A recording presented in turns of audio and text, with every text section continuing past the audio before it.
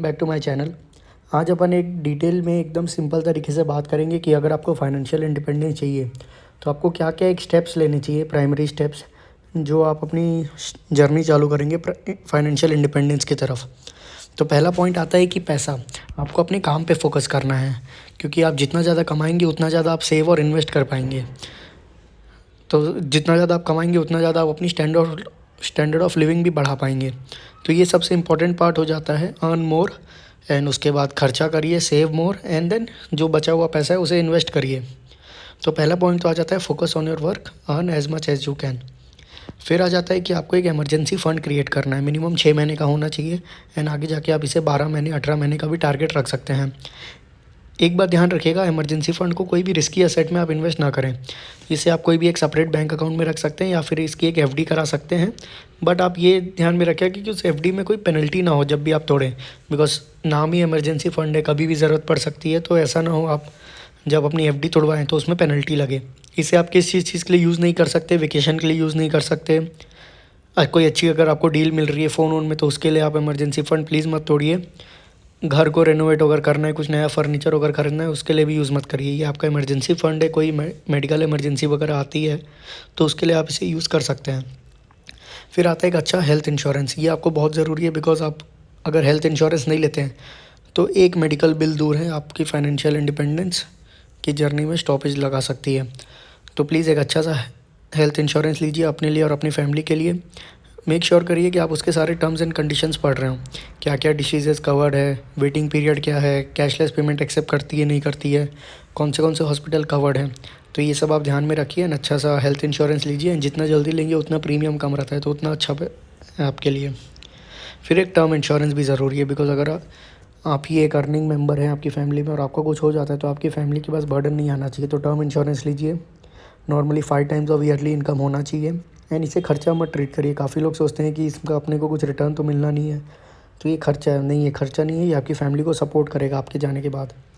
फिर डेट में फॉल करना अवॉइड करिए। मतलब आजकल ज़ीरो कॉस्ट ईएमआई बहुत चलती है, ये बात ध्यान में रखिएगा। ज़ीरो कॉस्ट ईएमआई कुछ नहीं होती है, आपका खर्चा जाता है इसमें।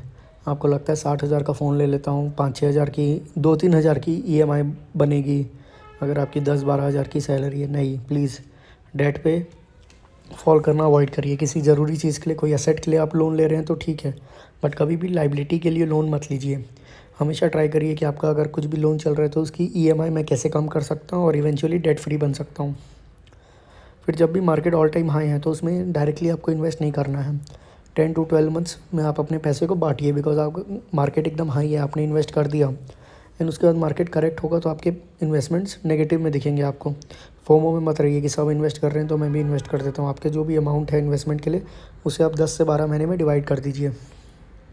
फिर अपनी एसआईपीज़ कभी स्टॉप मत करिए, चाहे मार्केट ऑल टाइम हाई हो ऑल टाइम लो हो, एसआईपीज़ कभी स्टॉप मत करिए, बिकॉज उससे आपका एवरेज कॉस्ट एक चलता रहेगा, बना रहेगा। क्योंकि हमें हमेशा फोकस अक्यूमुलेशन में डालना चाहिए, कभी रिटर्न में ध्यान नहीं डालना चाहिए। बिकॉज अगर आप 1,000 रुपये इन्वेस्ट कर भी देते हैं, आपको उसमें 100% रिटर्न मिल भी गया तो भी 1,000 ही रुपये हुआ।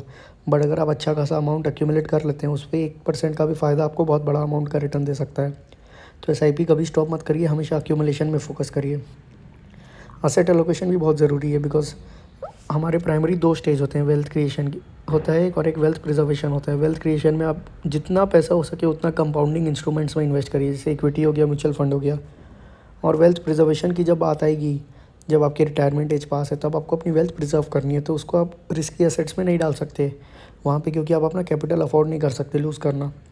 तो आप अभी यंग है तो आप वेल्थ क्रिएशन स्टेज में ध्यान दीजिए, जितना हो सके उतना पैसा इन्वेस्ट करिए एंड साथ साथ लाइफ इन्जॉय भी करिए। इसलिए मैंने पहला पॉइंट बोला कि अपनी इनकम बढ़ाने में फ़ोकस करिए हमेशा।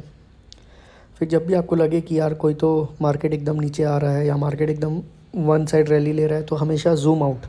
ये निफ्टी का जब से लॉन्च हुआ है तब से चार्ट है, देखिए ये कोविड का कितना छोटा सा स्पाइक दिख रहा है सिर्फ, बट उस टाइम तो एकदम हाहाकार बच गया था मार्केट में।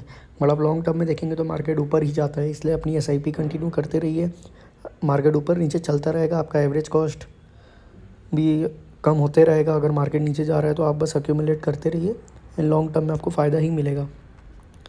फिर नॉलेज एंड राइट माइंडसेट, हमेशा एक राइट माइंडसेट के साथ इन्वेस्ट करिए एंड इम्पोर्टेंस समझिए फाइनेंशियल इंडिपेंडेंस की। जिस चीज़ के बारे में आपको नॉलेज नहीं है उस चीज़ में इन्वेस्ट मत करिए, बिकॉज़ आपको पता ही नहीं है आप क्या चीज़ में इन्वेस्ट कर रहे हैं, आपका हार्ड अर्न पैसा है। तो प्लीज़ सोच समझ के ही इन्वेस्ट करिए। Thank you everyone, I hope आपको कुछ लर्निंग मिली हो। प्लीज़ लाइक करिए वीडियो को, चैनल को सब्सक्राइब करिए। मैं हर अल्टरनेट डेज़ वीडियो डालता हूँ, और भी वीडियोज़ आप चेकआउट कर सकते हैं। Thank you everyone.